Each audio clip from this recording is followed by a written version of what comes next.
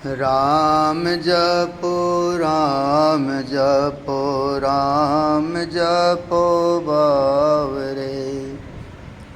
राम जपो राम जपो राम जपो बावरे। राम जपो राम जपो राम जपो बावरे। राम जपो राम जपो राम जपो बावरे। राम जपो राम जपो राम जपो बावरे। राम जपो राम जपो राम जपो बावरे। राम जपो राम जपो राम जपो बावरे। श्री सीताराम जी भगवान की जय। वैदेही की आत्मकथा। मैं वैदेही, मुझे गंगा के किनारे बहुत आनंद आ रहा था, क्योंकि उस अद्भुत भक्त ने मेरे प्रभु श्री राम को खूब हंसाया। वाह, एक केवट दूसरे केवट से मांग रहा है। केवट बोला, तुम किसे केवट कह रहे हो? लक्ष्मण ने गंभीर होकर पूछा था। आप मुझे डरा रहे हैं? केवट ने भी लक्ष्मण से कह दिया। आप मुझे मार भी दो ना, तो भी मैं बिना इनके पांव धोए इन्हें ले जाऊंगा नहीं, चाहे आप मुझे मार दो। तुम कुछ भी बोल रहे हो, डर नहीं लगता तुम्हें? लक्ष्मण को आश्चर्य हो रहा था। क्यों डर? अरे लक्ष्मण भैया, दुनिया को पार लगाने वाला स्वयं मुझसे पार लगाने की याचना कर रहा है, तो मुझे क्या डर? और केवट हम दोनों हैं, आप नहीं। लक्ष्मण जी, ये केवट हैं, ये भवसागर के केवट हैं, और मैं इस गंगा का केवट हूँ। लक्ष्मण जी, जैसे भवसागर से पार ये उसको ही ले जाते हैं जो पार जाने के नियमों का पालन करता है। जैसे अंतःकरण शुद्ध हो, ध्यान करो, भजन करो, साधना के नियमों का पालन करो, ऐसे ही मेरे भी गंगा पार ले जाने के कुछ नियम हैं। इन्हें भी आज उसका पालन करना ही होगा, तभी आप लोग उस पार जा पाएंगे। वो विचित्र भक्त केवट बोले जा रहा था। प्रभु मुस्कुरा रहे थे। अच्छा भाई, तेरा नियम यही है ना कि चरण धोना मेरे श्री राम केवट से बोले थे। देखा लक्ष्मण भैया, ये कितने समझदार हैं, क्योंकि ये भी केवट हैं और केवट केवट की भाषा समझता है। अच्छा भैया केवट, जल लेकर आओ और मेरे चरण धो लो। आज्ञा मिल गई। केवट तो हर्ष विह्वल लगभग नाचता हुआ दौड़ा था अपने परिवारी जनों को बुलाने के लिए। श्री राम ने निषाद राज की ओर देखा। भगवन, ये पागल है केवट, निषाद राज ने कहा। श्री राम मुस्कुराए। मुझे पागल लोग ही पसंद हैं। कुछ देर बाद ही लोगों का हुजूम सा दिखाई दिया। दूर आगे आगे केवट चल रहा था। उसके हाथों में लकड़ी का कठौता था जिसमें पानी भर कर लाया था। उसके पीछे उसका पूरा परिवार नाचते गाते आ रहा था। वो दृश्य बड़ा सुंदर था। मैं तो गदगद हो रही थी। केवट ने श्री राम को एक उच्च स्थान पर विराजमान किया। कठौता में चरण रख दिए प्रभु ने। केवट चरण धोने लगा। मल मल कर चरण धो रहा है। उसके नेत्रों से अश्रुजल प्रवाहित हो रहे हैं। उसे रोमांच होने लगा था। वो केवट मात्र चरण नहीं धो रहा था, केवट चरणों को पकड़कर उनमें जो चिन्ह थे उनको देखने लग गया था। कमल अपनी पत्नी को कहता है, देख दर्शन कर, ये चिन्ह भगवान के चरणों में ही होते हैं। चक्र, गदा, शंख, कलश, ध्वजा, स्वस्तिक, इन चिन्हों को देखता है और अपने परिवार को दिखाता है। अपने बच्चे को बुलाकर कहता है, देख ये हैं चिन्ह अंकुश के। अंकुश के चिन्ह का ध्यान करने से मन बस में होता है। अब हो गया, छोड़ो मेरे चरण। श्री राम को अब थोड़ी झुंझलाहट सी होने लगी थी। चरण पकड़कर सब लोगों को एक एक चिन्ह बता रहा है। हद है, क्या कर रहे हो केवट, धो लिए ना चरण। केवट तुरंत बोला, आपको दिक्कत क्या है, आपसे मैं उतराई तो लूँगा नहीं, फिर थोड़ी देर और चरण धो लूँगा तो आपका क्या बिगड़ जाएगा। केवट, बिगड़ने की बात नहीं है, पर तुम मेरे पाँव को हाथों में लेकर लोगों को दिखा रहे हो ना, इससे मुझे गिरने का डर है। क्या आपको गिरने का डर है? श्री राम की बातें सुनकर केवट ने जवाब दिया था, आपको भी गिरने का डर लगता है?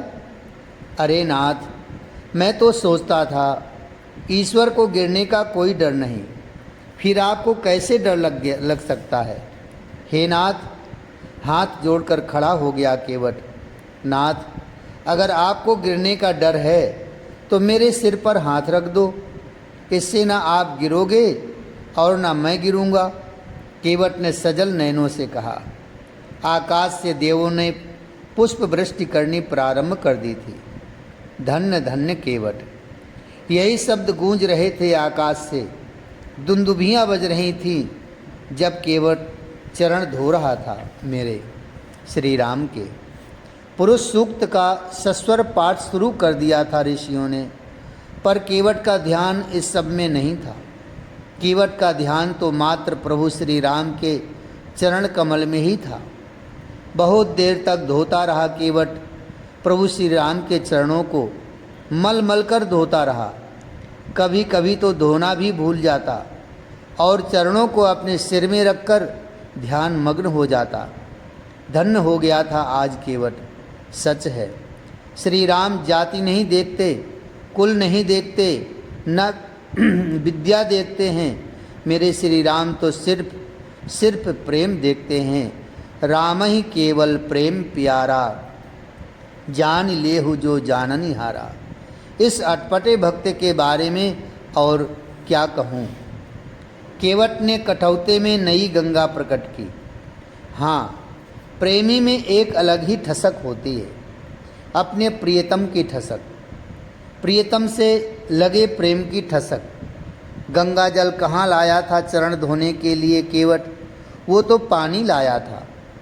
हंसते हुए लक्ष्मण ने पूछा भी था, गंगा जल से चरण पखार केवट, ये तो सामान्य पानी है, गंगा जल क्यों नहीं? तब केवट गंभीर हो गया था। कहने लगा, पुरानी किताबें कहती रहती हैं कि गंगा गंगा ऐसे नाम भी लो तो व्यक्ति भवसागर से तर जाता है, पर हम लोग तो रोज़ इसी गंगा में ही पड़े रहते हैं, हमें तो ऐसा कुछ लगा नहीं। फिर मन में विचार आया, ये गंगा अब पुरानी हो गई है, क्यों ना आपके चरणों से दूसरी गंगा प्रकट की जाए। इसलिए मैं कठौते में सामान्य पानी ही लाया।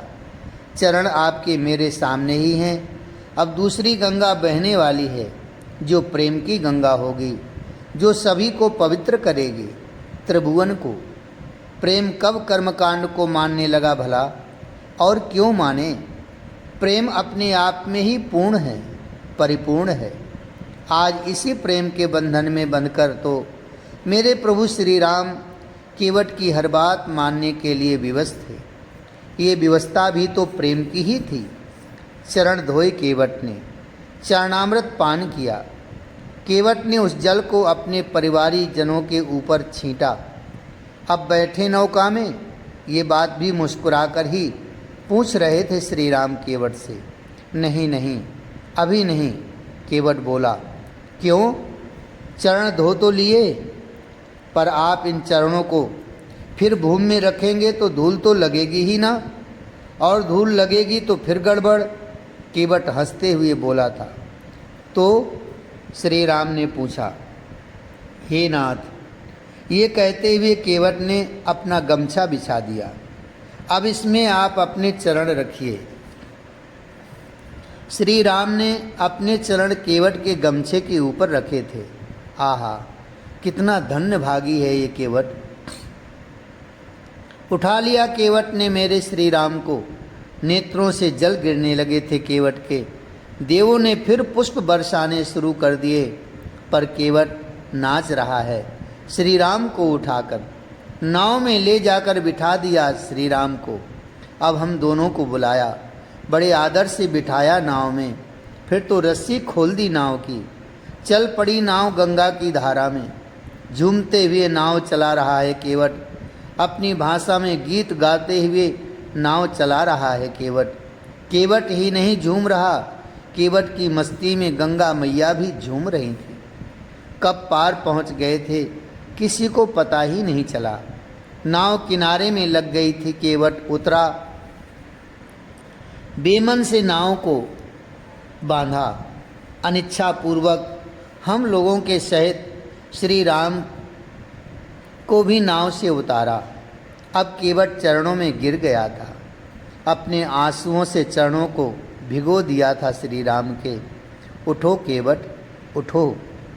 मेरी ओर देख रहे थे मेरे श्री राम।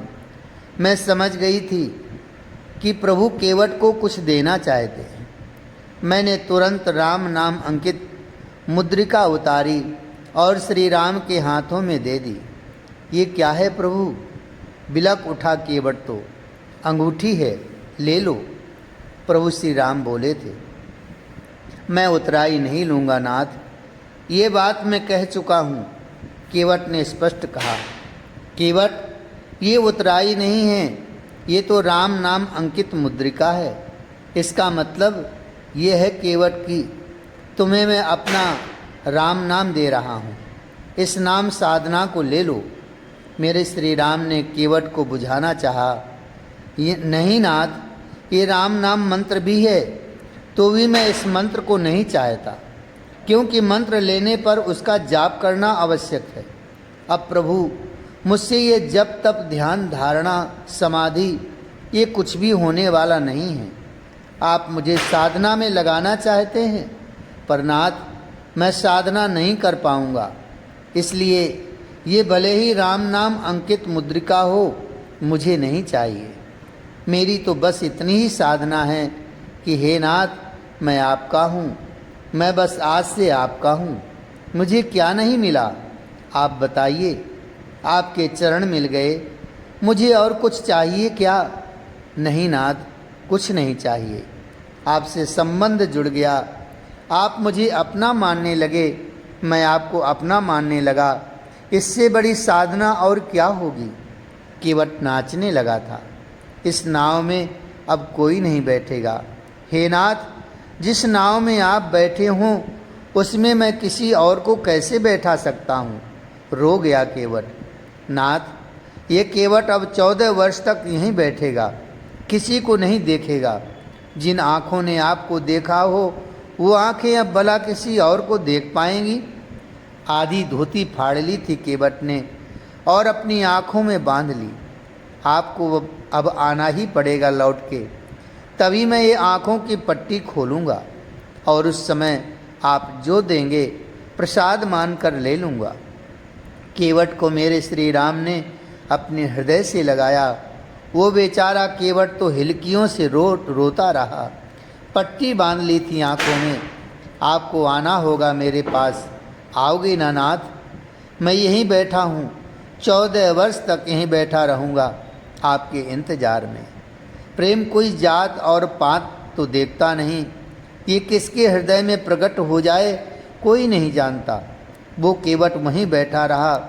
उसी नाव के पास हम लोग आगे के लिए बढ़ गए थे। गंगा के किनारे बैठी हूँ, मात्र शरीर से मेरा मन तो श्री राम के चरणों को छोड़कर कहीं और लग ही नहीं सकता। यहीं महर्षि वाल्मीकि आश्रम में हम लोग आए थे, श्री राम और लक्ष्मण के सहित मैं। आप अयोध्या की महारानी सीता है ना? मुझे पता नहीं था। हाँ, मेरे सामने 2-3 महिलाएं खड़ी थीं, इतना ही मुझे भान था, पर वो मुझे देख रही थीं और चर्चा कर रही थीं। मैंने ध्यान नहीं दिया था, पर अब मेरे पास आ गई थी वो महिलाएं। आप अयोध्या की महारानी सीता हो ना? नहीं, मैं वन देवी हूँ। यही नाम दिया है मुझे महर्षि वाल्मीकि जी ने। मैं वन देवी हूँ। मैं ये कहते हुए उठी और जाने लगी। महारानी सीता, क्यों आ गई तुम वन में? मैं जा रही थी। उन महिलाओं ने पीछे से मुझे कहा। मैं रुक गई। आगे मेरे कदम बढ़ ना सके। तुम्हारे राम को वन मिला था तो तुम उनके साथ वन में गई थी, पर आज तुम जब वन में आई हो तब राम वन में क्यों नहीं आए? निष्ठुर हैं राम, कठोर हृदय के स्वामी हैं तुम्हारे राम। वो महिलाएं बोलती जा रही थीं। मुझसे सुना नहीं जा रहा था। मैंने अपने कान बंद कर लिए। महारानी, कान मूंद लेने से सत्य बदल नहीं जाता। सत्य यही है कि राम को एक बार वन मिला, पर तुम्हें 2 बार वन मिला। सत्य यह है महारानी सीता कि जब राम को वन मिला था तब तुमने उनका साथ दिया, पूरा साथ दिया, पर जब तुमको वन मिला तो राम ने अकेले तुम्हें छोड़ दिया। मेरे नेत्रों से अश्रु बहने लगे थे। मत कहो और कुछ मेरे श्री राम को। वो मुझसे बहुत प्रेम करते हैं। प्रेम करते हैं? अरे प्रेम तो आप करती हो। वो क्या जाने प्रेम क्या है। आपने हर पग में उनका साथ दिया, पर आज उनके साथ देने की बारी आई तो आपको अकेले छोड़ दिया। क्यों? इसे आप प्रेम कहती हो? उनका ये राजधर्म है। वो राजा हैं, प्रजा को देखना है उन्हें। मैंने अपना तर्क दिया। ठीक है, राजधर्म तो उन्होंने निभा लिया, पर दंपति धर्म में तुम्हारे राम फेल हो गए हैं महारानी। अग्नि को साक्षी मानकर ही तो पति पत्नी का रिश्ता बनता है। फिर क्या उस दंपति धर्म की कोई मान्यता नहीं?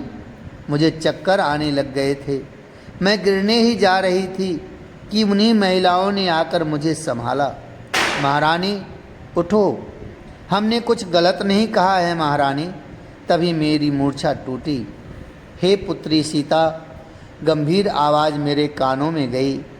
वो महिलाएं उठ खड़ी हुई थीं, हाथ जोड़कर सिर झुकाया था। मैंने देखा ऋषि वाल्मीकि मेरे सामने खड़े हैं। मैं उठी, मैंने प्रणाम किया। उन महिलाओं की ओर देखते हुए ऋषि बोले, क्यों परेशान कर रही हो? उन महिलाओं से पूछा था ऋषि वाल्मीकि ने। हम तो प्रजा हैं महर्षि, जो हमें सही लगेगा उसे सही कहेंगे और जो गलत लगेगा उसे हम गलत कहेंगे। आप ही बताइए महर्षि, राजा राम ने ऐसा क्यों किया? क्यों सीता को 2 बार वनवास? इस कोमलांगी को क्यों इतना कष्ट? क्यों इतने आंसू? इस नारी जाति की महिमा को रोष में बोल रही थी वो ग्रामीण बधूटी। महर्षि के भी नेत्र सजल हो गए थे। राम के जितना त्याग किसका होगा? विचार करो। महर्षि बोले, कितना भी बड़ा त्यागी हो, पर राम जैसा त्यागी कौन? अपने आप को त्याग दिया। सीता आत्मा है राम की। अपनी आत्मा का भी जो त्याग कर सके वो राम है। महर्षि बोल रहे थे। पर क्यों त्यागा? बिलक उठी थी वो महिलाएं। हे महर्षि, हमारा प्रश्न यही है, क्यों? जगत में अपनी प्रिया सीता की महिमा बताने के लिए। महर्षि ने रहस्य बताया। उस वनवास में राम आगे चले, राम आगे रहे, पर इस वनवास में केवल सीता ही आगे हैं। अपने आप को महिमा मंडित ना करवा के अपनी प्रिया वैदेही की महिमा जगत में बताने के लिए राम ने ये सब किया है। स्वयं की निंदा होगी, पर राम ने इसकी परवाह नहीं की। महिमा अपनी प्रिया की हो, इससे ज़्यादा राम को और क्या चाहिए? महर्षि बोले जा रहे थे। अगर ये वनवास ना होता तो सीता का नाम राम के पीछे आता। राम सीता कहते लोग, पर राम ये चाहते हैं कि जनमानस उनका नाम पहले ना ले, पहले सीता का नाम आए। अब लोग राम सीता नहीं कहेंगे, सीता राम कहेंगे। सीता राम। मेरे नेत्रों से अश्रु प्रवाहित हो रहे थे। हे सीता पुत्री, अपने कुक्ष में पल रहे राम वंश का ख्याल रखो। मैंने अपने आप को संभाला था। उन महिलाओं ने महर्षि के चरणों में प्रणाम किया और मेरी परिक्रमा करके चली गई थीं। गंगा मैया का मैंने पूजन किया था, फिर तो चलते ही रहे। ज़्यादा ही चलने के कारण मेरे पांव दुखने लग गए थे। श्रम अत्यंत था। कभी मैं इतना चली नहीं थी, पर मैं कहूँ किसे? अपने नाथ श्री राम से कहूँ? नहीं, कहीं उन्हें मैं भार प्रतीत न हूँ। मैंने ही तो बढ़ चढ़कर कहा था मैं थकूंगी नहीं, पर मुझे मुड़कर जब मेरे श्री राम देखते तब मैं डर जाती, कहीं मेरी थकान उन्हें दिखाई ना दे जाए। मेरे माथे से पसीना आने लगे थे, पर मैं उन्हें तुरंत पोंछ लेती थी। मेरे होंठ सूख रहे थे, पर मैं अपने अधरों पर जिभ्या फेर कर उन्हें सूखने नहीं दे रही थी। नाथ, इस पक्षी को क्या कहते हैं? इस वृक्ष का क्या नाम है? इस लता को क्या कहते हैं? मुझे बताने के लिए श्री राम रुक जाते। चलो कुछ देर ही सही, पर रुकने के कारण थकान तो कुछ कम। कुछ देर रुकना भी बहुत विश्राम दे देता था। प्रिय, ये पाकर का वृक्ष है जो दक्षिणावर्त है। इसमें लिपटी ये लता देवी मैथिली। ऐसे वृक्षों का स्थान बड़ा मंगलमय समझा जाता है। ऐसे स्थान को तो ऋषि मुनि साधक सिद्ध सब खोजते रहते हैं, क्योंकि ऐसे स्थान पर किए गए मंत्र जाप तप ध्यान ये सब शीघ्र फल देने वाले होते हैं। नाथ, आप यहाँ आश्रम बनावेंगे? मैंने प्रसन्न होकर पूछा था। नहीं देवी, अयोध्या यहाँ से बहुत निकट है। मेरे श्री राम गंभीर हो गए थे। हम तो अभी प्रयाग भी नहीं पहुँचे। प्रिय, कहीं आपको थकान तो नहीं हो रही? समझ गए थे मेरे स्वामी। कैसे नहीं समझेंगे? पति हैं मेरे, स्वामी हैं मेरे, और इससे भी बड़ी बात ये अंतर्यामी भी तो हैं। कहाँ बनाएंगे अपनी पर्णकुटी? मैंने अपने श्री राम के इस प्रश्न का कोई उत्तर नहीं दिया। क्या देती? सत्य स्वरूप से झूठ कैसे बोलूं और सत्य कैसे कह दूं कि मैं थक गई हूं? कहीं फिर ना कह दें जाओ अयोध्या जाओ। मैंने दूसरा ही प्रश्न उठा दिया। आप पर्णकुटी कहाँ बनाएंगे? मेरी ओर देखा था श्री राम ने, बड़े ध्यान से देखा था। फिर मुस्कुराते हुए बोले, अभी तो कई दिन और कई रात्रियों तक चलते रहने पर ही वो स्थान आएगा। अभी कहाँ? आहा, आगे चल रहे थे श्री राम, उनके पीछे थी मैं, फिर सबसे पीछे थे लक्ष्मण। यकायक चीख निकली मेरे श्री राम के मुखारबिंद से। आह, मैं घबरा गई। ओह, श्री राम के कोमल चरणों में कांटा गड़ गया था। सामने ही एक विशाल बट का वृक्ष था। उसी की छाया में जाकर मेरे श्री राम बैठ गए थे और मुझे भी बैठने के लिए कहा था। लक्ष्मण, तुम थोड़ा जल ला सकते हो? प्यास लग रही है। जल पी लेंगे, थोड़ी देर विश्राम भी कर लेंगे। अब तो लगता है प्रयाग के पास ही आ गए हैं। श्री राम की आज्ञा मिलते ही लक्ष्मण तुरंत जल लेने के लिए चल दिए। पर नाथ, आपके चरण में गड़ा कांटा तो निकाल दूं? ये कहा लक्ष्मण ने।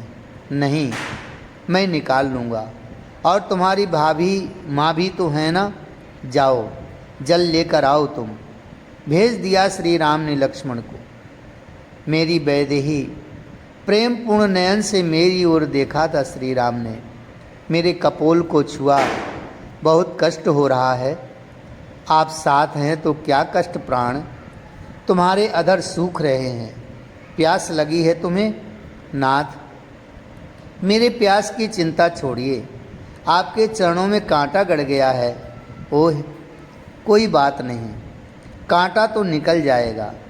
ऐसा कहते हुए श्री राम उठे। करील की झाड़ी पास में ही थी, उसमें से एक कांटा तोड़ा।